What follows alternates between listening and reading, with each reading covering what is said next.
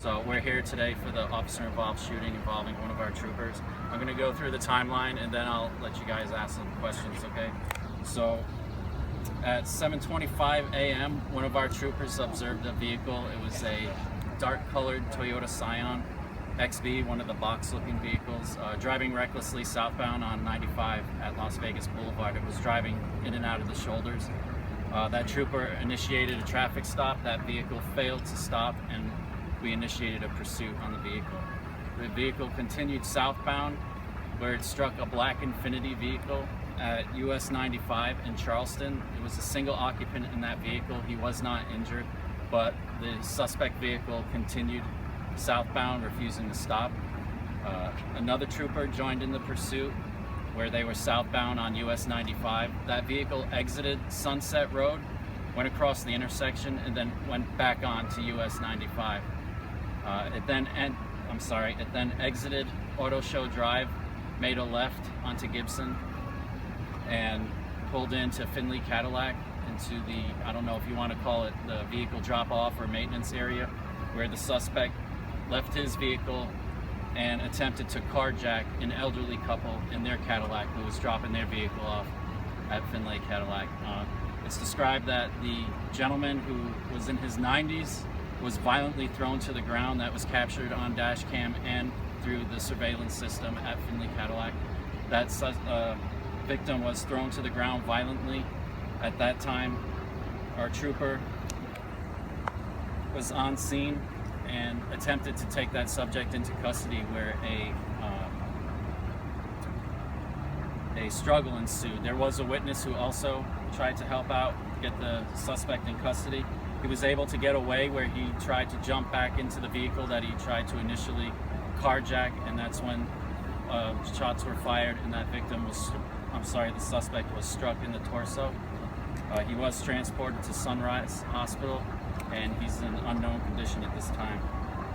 The subject is a 28-year-old white male, and that's all I'm going to give on him right now.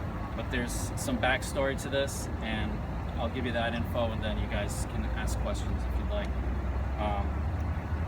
At 7:13 a.m.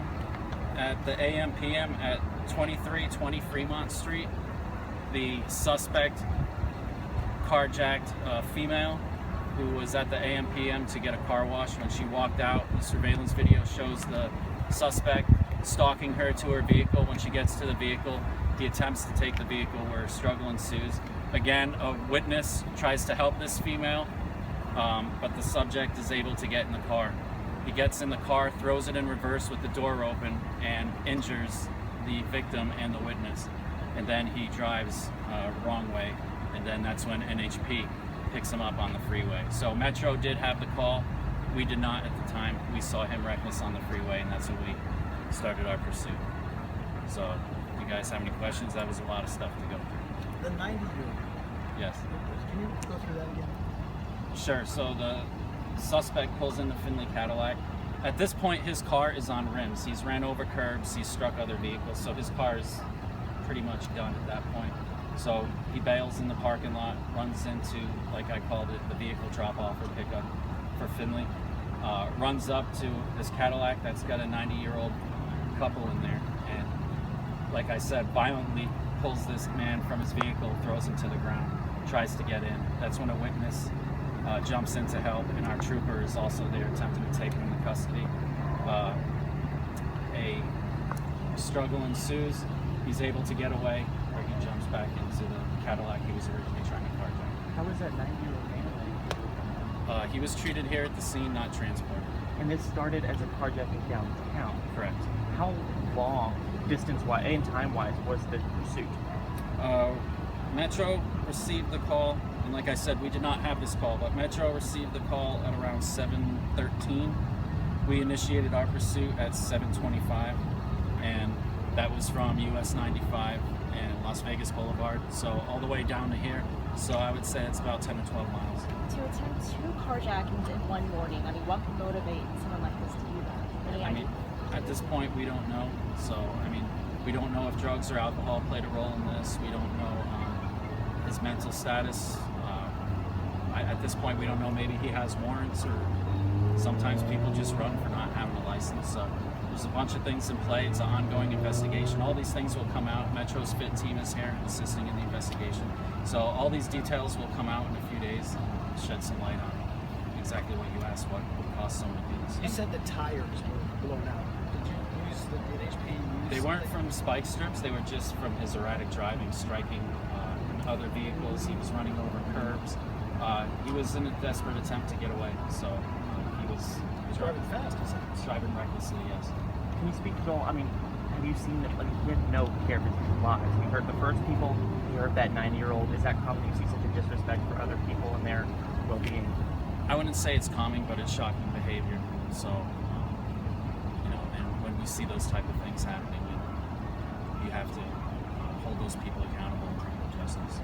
So, I don't want to say that's a common thing that we see, but our line of work, that's sometimes what we see. And those first people who were carjacked, you said the woman and a witness. Yes. How are they? What are their conditions? I believe she was transported to UMC trauma with injuries to her head and arm, and I don't know about the witness. Did they know each other? The person in Las Vegas? I don't believe so. I think these were victims of crimes, and we have a good community here. We had some witnesses who stepped up and tried to help these victims. Do you know if these victims were locals or were they from out of town? I believe they're all locals. And you said in the middle of all this, two carjackings, there was a crash, right, on the highway. How was that the driver of that vehicle doing? He was uninjured. It was just a property injury. Property damage crash. So, of course, he had his property damaged by someone from you, but he's going to be all right. From what you said, it sounds like the suspect was trying to flee when he was shot. Is there some sort of threat that would justify the use of lethal force? We are investigating that right now. At this point, we're still trying to determine all the facts on exactly what happened. Metro's FIT team will determine, what exactly was going on there, and they will brief on that. We'll have our 72-hour brief. And like I said, all the details on that will come out in the next couple of days. At this point, we're still determining whether or not there was a gun. We're still searching the scene and processing all the evidence. And you said you guys are planning to release info to the public, kind of like the way Metro does? Right. When Metro does their 72-hour brief, obviously we're not going to do the investigation because we'll let Metro do it, and because we don't want to investigate our own. So we'll let Metro do it, and they'll come out as unbiased, and they'll have the brief, kind of like the OIS we had Right. in August when they gave us all the information, and then we briefed it. So